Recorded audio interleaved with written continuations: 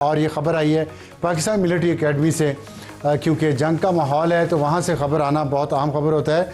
और ये ख़बर आई है फील्ड मार्शल आसिम मुनीर साहब ने वहाँ ख़िताब किया है, उसमें उन्होंने बहुत सारी बातें की हैं, बहुत अहम बातें की हैं, लेकिन आपकी आसानी के लिए 3 पॉइंट्स हैं जो मैं उनको रिट्रेट करना चाहता हूं। और आज की हमारे नज़दीक अहम ख़बर यही है कि ये जो 3 पॉइंट्स हैं इसके लिए हुकूमत और निज़ाम क्या कर रहा है, हम इस पर बात करेंगे। और उनमें जो 3 पॉइंट बहुत अहम है हमारे नज़दीक, उसमें सबसे पहला है कि पाकिस्तान, उन्होंने कहा है कि रीजनल स्टेबलाइज़र है।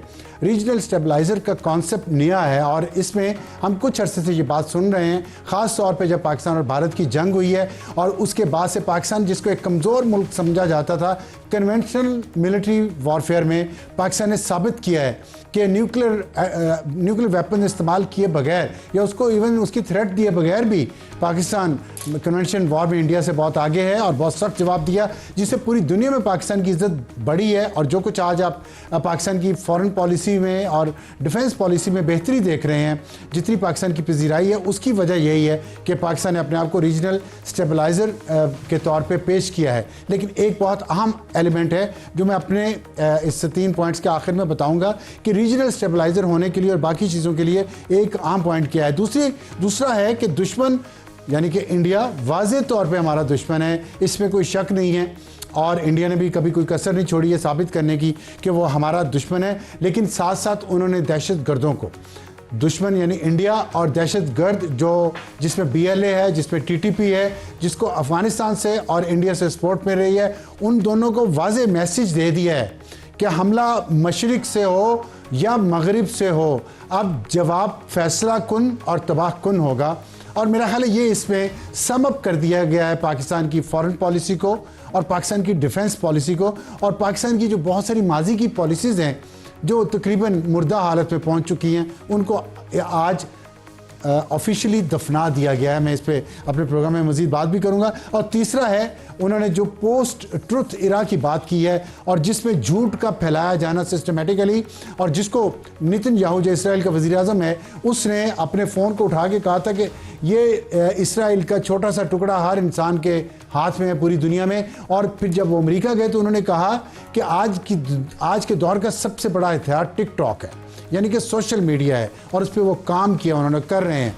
यही बात आज आसिम मुनीर साहब ने भी कही है। उन्होंने कहा है कि इसमें तसव्वुरात हकीकत से ज़्यादा वज़न रखते हैं। आप भी देख रहे होंगे पाकिस्तान और अफ़गानिस्तान दो हमसाया मुसलमान ममालिक, लेकिन पिछले चंद दिनों में जितनी फेक न्यूज़ फैलाई गई अफ़गानिस्तान की तरफ से इंडिया की स्पॉन्सरशिप के ज़रिए, उससे पूरी दुनिया में एक ज़ाहिर है एक थरथली तो मची, लेकिन वो आर्जी है, लेकिन झूठ फैल जाता है और फिर उसको ठीक करने के लिए बहुत कुछ करना पड़ता है। तो उसका इलाज क्या है और रीजनल स्टेबलाइज़र कैसे बनना है और दुश्मन और दहशतगर्दों को जो वाज़ेह पैगाम दिया, उसके लिए एक चीज़ बहुत अहम है, वो है इकॉनमी, स्ट्रॉन्ग इकॉनमी। हमें अपने मुल्क की इकॉनमी ठीक करनी है और अपने अंदर जो पॉलिटिकल अदम इस्तेहकाम है उसको बेहतर करना है। ये हमारी आज का अहम खबर का लुब्बे लबाब और हमारी आज के प्रोग्राम का तारुफ टॉप स्टोरी होगी। कतर पाकिस्तान अफगानिस्तान मुज़ाकरात जंग होगी या अमन होगा, ये देखेंगे, क्योंकि कल रात ही एक शदीद हमला पाकिस्तान ने अफ़गानिस्तान के अंदर किया है। उसके बाद जब 4 दिन तक मुसलसल अफ़गानिस्तान के अंदर से दहशतगर्दों ने पाकिस्तान में अंदर घुसने की कोशिश की, जबकि 2 दिन की सीज़ फायर थी, और उसके जवाब में पाकिस्तान ने फिर ठीक जवाब दिया है। 104 दहशतगर्द पाकिस्तान के अंदर मारे हैं और सैकड़ों दहशतगर्द पक्तिका सूबा में हाफिज़ गुल बहादुर ग्रुप के कल रात मार दिए गए हैं। हमें ज्वाइन किया हनीफ अब्बासी साहब ने, जो वफाकी वज़ीर रेलवे हैं, उनसे बात करेंगे टॉप स्टोरी में। हॉट इशू होगा दहशतगर्दी का खात्मा, जंग के सिवा कोई और ऑप्शन है और क्या क्या करना चाहिए, किस किस महाज पे करना चाहिए। ये जो इंतहा पसंदी पाकिस्तानियों के अंदर आ चुकी है और उसमें हम देखते हैं मसल की बुनियादों पर भी इंतहा पसंदी है, उसको कैसे कंट्रोल किया जाए, क्योंकि दहशतगर्दों की नर्सरी तो वही है। यह है hot issue. Air marshal retired Asim Suleman हमें ज्वाइन करेंगे, दिफाई तज्जियाकार हैं, और हमारा आज का एडिटोरियल होगा गुड और बैड दहशतगर्दों का फ़र्क ख़त्म कर दिया गया है, ये राना सुनाल्ला ने कहा है। और लगता है कि हमारी सिविल और मिलिट्री क़यादत हाइब्रिड निज़ाम एक ही पेज पे है, उसी तरह जिस तरह इंडिया के ख़िलाफ़ थे।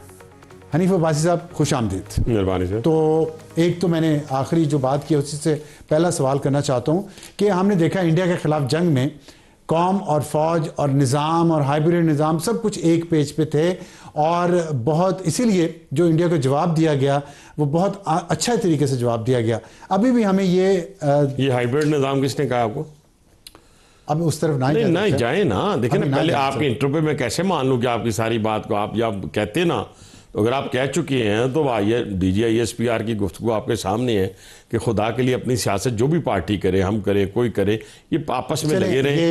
लेकिन आपकी पार्टी के अंदर की बात है, वहां कर लीजिएगा। नहीं, मुझे सिर्फ ये बताएं, मैं उसको मानता नहीं ना। आप ना माने, आपका हक है ना मानना, मेरा हक है मानना। चले, ठीक है, तो यहाँ तक तय हो गया। अब आप मुझे सवाल आपसे ये है कि जो मुज़ाकरात शुरू हो रहे हैं आज वहाँ पे, और हाइब्रिड निज़ाम ना को आपको बुरा लगता है, सिस्टम निज़ाम एक पेज पे, पाकिस्तान की बात करें, सिविल मिलिट्री क़यादत एक पेज पे, ठीक है, अल्हम्दुलिल्लाह ये सही है।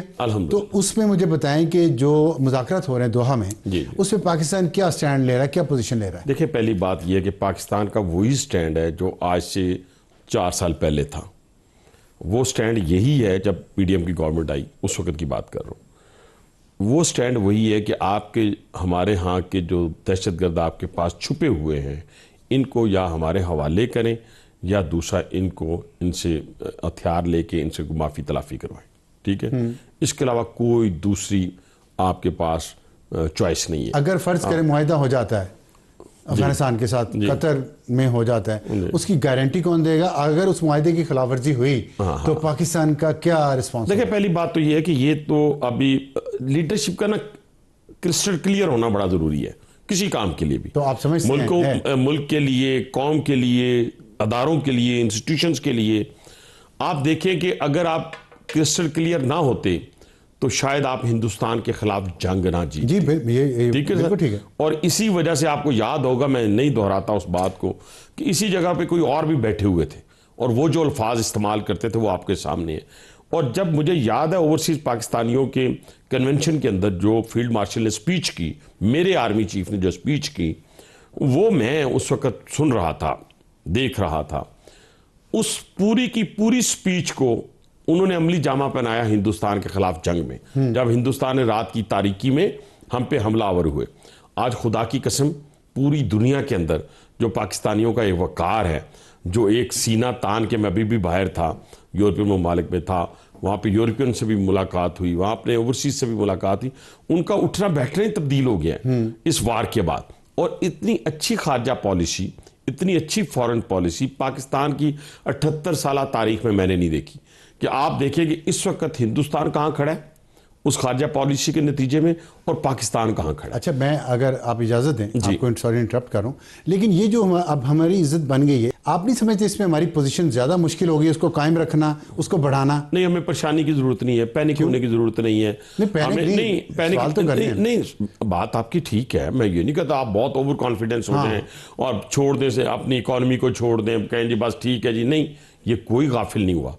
आप अब सार साहब ये देख लें कि प्राइम मिनिस्टर ऑफ पाकिस्तान ने सर फेंक के इस मुल्क की तामीर और तरक्की के लिए अहम किरदार अदा करना आज से नहीं शुरू किया हुआ। ये जब पकड़ा था ना पाकिस्तान को, तो ये वेंटिलेटर पे था और लोग कहते थे डिफ़ॉल्ट हो जाएगा। आज वो डिफ़ॉल्ट ना हुआ। क्यों नहीं हुआ? कि कोई लोग उसके पीछे थे जिन्होंने मेहनत की, स्ट्रगल की। आज जो बात आप कर रहे हैं, जिस तरफ आप कह रहे हैं कि अल्लाह ने हमें एक रिस्पेक्ट दे दी, इज्जत दे दी और अल्लाह ने एक मुकाम दे दिया पूरी दुनिया के अंदर, उसके मुकाबले में हम क्या करने जा रहे हैं? हमारे एग्रीमेंट्स देखे ना, आज सऊदीज के साथ जो हमारे एग्रीमेंट हुआ है, ये कोई छोटी बात नहीं है। आज मेरे लिए, आपके लिए फ़ख्र की बात है कि हरमैन शरीफैन की आज हम अल्हम्दुलिल्लाह अल्लाह के बाद हिफाजत का जिम्मेदारी हमारे ज़िम्मे आई है। और पहले भी थी, पहले भी हम जाते थे वहाँ पे जब भी ज़रूरत पड़ती थी। पाकिस्तानी फ़ौज भी गई हैं, हम लोग भी गए हैं, सारे लोग गए हैं। लेकिन इस वक्त तो बाज़ाब्ता तौर पे आपके अब अल्हम्दुलिल्लाह जो सऊदी अरब के पास है हमारा है, और जो हमारे पास है वो सऊदी अरब। मैं एक आपसे पॉजिटिव पॉइंट, एक उसकी नेगेटिव साइड आपसे डिस्कस करना चाहता हूँ। पाकिस्तान ने, ईरान ने पाकिस्तान पे हमला किया, पाकिस्तान ने जवाब दिया, इंडिया ने किया, पाकिस्तान ने जवाब दिया, अफगानिस्तान ने किया, पाकिस्तान ने जवाब दिया। जी, 3 हमारे हमसाए हैं और हमने उनको तंग नहीं किया था, उन्होंने हमें, लेकिन और हमने रिस्पांस उनको दिया। एक ये अच्छी बात है, लेकिन आपने अपना डिटरेंस इस्टेब्लिश किया, अपनी सॉवरेनिटी इस्टेब्लिश की। लेकिन दूसरी तरफ एक व्यू है जो आपके ऊपर तनकीद करते हैं आपकी हुकूमत पे, वो कहते हैं जंगें किसी मसले का हल नहीं है, हमें रीजन में अब पीस की तरफ जाना चाहिए। इसके लिए कोई कोशिश है? पीस मिलता किसको है? जो ताकतवर हो, जो अपनी ताकत का मुजाहरा करे, पीस उसी को मिलेगा ना। कमजोर को तो पीस नहीं मिलता। Are you तो sure? हम तो यस, जिसकी लाठी उसकी भैंस है। आप देख लें, क्या शाम को पीस मिला, लीबिया को मिला, इराक को मिला पीस? नहीं मिला ना। Might is right. फर्क क्या है? ठीक है, इराक को, शाम को, लेबनान को। फर्क ये है कि अल्हम्दुलिल्लाह हमारे पास पैसे नहीं थे, लेकिन हमारे पास सलाहियत थी। ठीक। हमारे पास वो फौज थी जो दुनिया मानती है, हमारे पास वो एयरफोर्स थी जिसे दुनिया ने एक्नॉलेज किया है, और हमारे पास वो वेपन्स थे, वो शायद दुनिया के बहुत सारे वेपन से लेटेस्ट ना हो, बराबर भी ना हो, लेकिन उसको इस्तेमाल करने वाला जो था ना, ठीक है, उस वो बासलाहियत था। थी, मान ठीक है, लिया। सलाहियत थी ना, जज्बा भी था। मैं जज्बा भी था। मैं आ रहा हूं उसी तरफ आप ही के सवाल के जवाब। देखिए, आज ईरान की पार्लियामेंट के अंदर पाकिस्तान जिंदाबाद के नारे लगे ना, वही ईरान जिसने पाकिस्तान पे हमला किया था, याद है ना आपको? ठीक है। उसका हमने जवाब भी दिया था। और फिर वही अमेरिका, वही यूएसए जो पाकिस्तान को घास नहीं डालता था, आज मेरा ख्याल है 57 मरतबा उसके प्रेसिडेंट ने पाकिस्तान और हिंदुस्तान की जंग के बारे में कहा कि 7 जहाज गिराए गए हैं, और वो बार बार पाकिस्तान की हवाला देते हैं, पाकिस्तान के प्राइम मिनिस्टर के पाकिस्तान के फील्ड मार्शल का, where is my favourite field marshal. ठीक है ना जी। लेकिन प्राइम मिनिस्टर ने जिस तरह वो उनकी तारीफ की, उस पर तनकीद भी हुई है। मेरी बात सुने खुदा के लिए, वो पंजाबी में कहते हैं आटा गूंदे हिल्दी क्यों है। जो इज्जत आपको मिली कि आपके सामने यूरोपियंस खड़े हैं, मिडल ईस्ट के बड़े बादशाह खड़े हैं, और उसमें यूएसए का प्रेसिडेंट जो है वो पाकिस्तान के प्राइम मिनिस्टर को माइक सीधा करके दे रहा है और कह रहा है कि बात करें, और एक शख्स से बात करवा रहा है, पूरी दुनिया देख रही है। अच्छा। और जिस तरीके से पाकिस्तान की नुमाइंदगी उस शख्स ने की है, वो तो काबिल रश्क है, उसमें तो कोई दूसरी बात नहीं है। लेकिन मैं आता हूँ आपके सवाल की तरफ। देखिए, आज ईरान पाकिस्तान के साथ खड़ा है। हाँ। आज ईरान पाकिस्तान के साथ खड़ा है ना। हाँ। उसको पता चल गया। देखिए हुआ क्या, मैं थोड़ा सा आपसे गुजारिश करूं, आज ये जो अफगान ट्रांजिट ट्रेड के हवाले से पाकिस्तान ने पाबंदी लगाई, ये अफगानियों को समझने की जरूरत है। लगा दी, लग गई, अब नहीं जा सकता। आज कोई रात की, सुबह की, जो भी खबर है, तो बिल्कुल सवाल ही पैदा नहीं होता। ये कैसे हो सकता है? आप हमारे शहदा की लाशों की बेहुरमती करें, आप पाकिस्तान में दहशतगर्दी एक्सपोर्ट करें, आप पाकिस्तान को अपना दुश्मन तस्वुर करें, 8 दिन रेड कारपेट, वो जो गुड और बैड तालिबान वाली बात, ये तो मोदी सरकार ने 100 दफा दोहराई कि कोई गुड और बैड तालिबान नहीं है। लेकिन एक शख्स को अपने पास 8 दिन अपने पास रख के क्या किया होगा? पैसे ही दिए होंगे, 5 एम्बुलेंसेज दी होंगी, मतलब कुछ कैश दे दिया होगा। अफगानिस्तान के वजीर खारजा मुल्ला मुत्तकी जो इंडिया के दौरे पे थे, आप कहते हैं उन्होंने उनको पैसे दिए होंगे? पैसे दिए, 5 एम्बुलेंसेज दी हैं। अच्छा, वो सादे हैं। अच्छा, पैसे की आपको इन्फॉर्मेशन है या वैसे ही आप पे? 100% इन्फॉर्मेशन है, 100%। आप इन्फॉर्मेशन की बुनियाद पे मैं इन्फॉर्मेशन की बुनियाद पे कहता हूं, हिंदुस्तान ने पैसे कैश भर के दिए कैश इस फॉरेन मिनिस्टर को। अच्छा। ठीक है जी। इनमें से 13 लोग ऐसे हैं जो मुतवातर हिंदुस्तान से कैश वसूल कर रहे हैं इराक के जरिए।